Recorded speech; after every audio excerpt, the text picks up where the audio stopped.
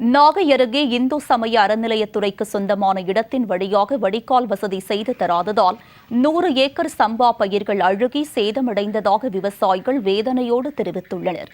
காமாட்சிபுரம் பகுதியில் சுமார் 100 ஏக்கரில் சம்பா பயிர்கள் நடவு செய்யப்பட்டுள்ள நிலையில் தற்போது அங்கு பெய்த மழையின் காரணமாக விளைநிலங்களில் தண்ணீர் தேங்கியதால் பயிர்கள் நீரில் முழுகி அழுகத் தொடங்கியுள்ளன.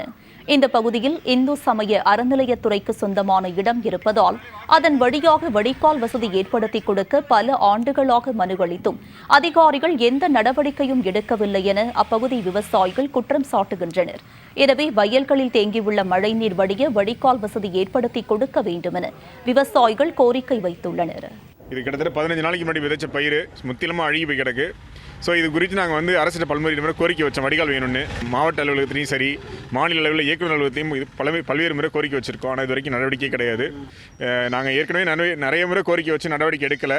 அதனால் அரசு தரப்பில் இது உடனே கவனம் செலுத்தி எங்களுக்கு வடிகால் வசதி ஏற்படுத்தி தரணும் அப்படிங்கிற கோரிக்கையை கிராம ஊராட்சியின் சார்பாகவும் பொதுமக்கள் சார்பாகவும் முன்வைக்கிறேன்.